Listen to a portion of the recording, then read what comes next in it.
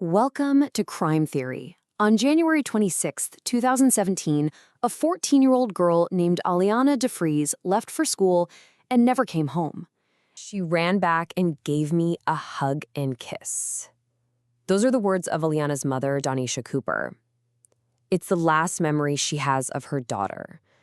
Alianna was rushing to catch the bus that morning and almost forgot, but she turned back. It's just this simple, beautiful moment that became their very last goodbye. So what happened to Alianna wasn't just a random, senseless act of violence. I mean, it was that. But when you really start to peel back the layers of this case, you see it's more like a chain reaction. A series of failures by systems that were supposed to protect people, but in this case left a young girl completely vulnerable to an absolute monster. To really get what went wrong here, we have to start with what should have been just a completely normal day for Alianna. So Alianna was this happy, bubbly 14-year-old who, still loved to play with her dolls. She also had a developmental delay, so she got special education services at her school. Her parents were understandably super protective of her, especially about her commute. She had to take 2 public buses to get to school. The one small comfort they had was that her second bus stop was right across the street from a police station. So that morning, her mom walks her to the bus stop, just like always. Alianna gets on that first bus around 6:45 a.m., but she never makes it to the second one. By about 7:13 a.m., she's gone. And the truly awful part? It wasn't until after 4 in the afternoon, when Alianna didn't come home from school, that her mom called, found out she'd never even made it there, and finally, frantically, called the police. 9 hours. Think about that. That's the critical window of time that was just lost. 9 hours went by before her family or the police even knew that she was in danger. So how does that happen?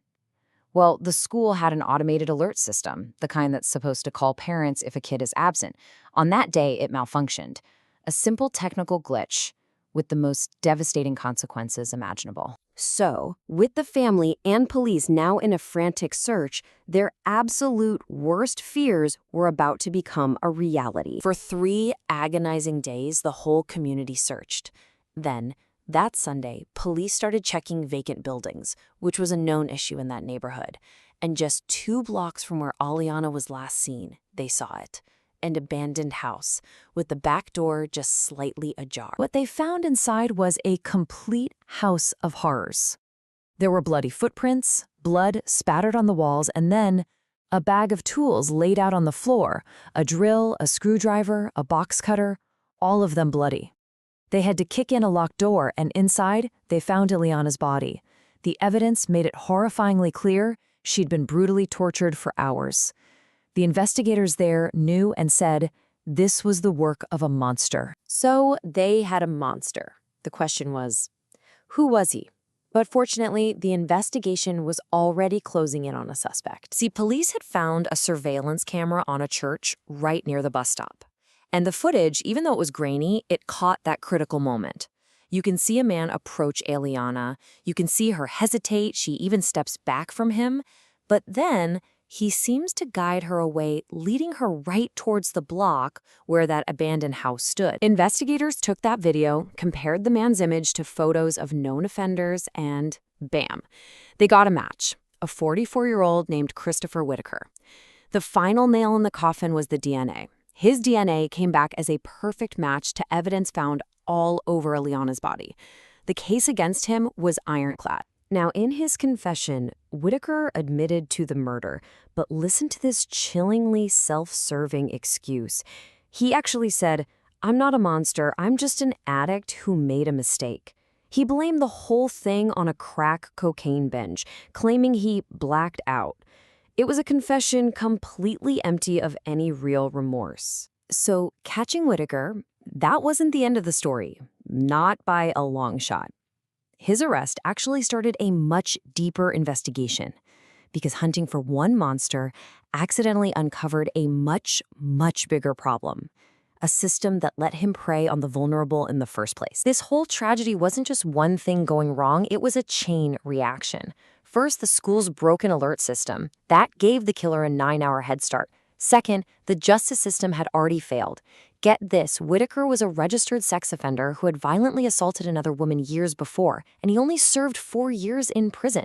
And third, the city itself. They had a known problem with these unsecured abandoned houses that just gave predators like him a perfect place to hide. Alianna's grandmother, I think, captured how everyone felt. She said, "I can see the evil that's in him, and we have to tell everybody this is what evil looks like."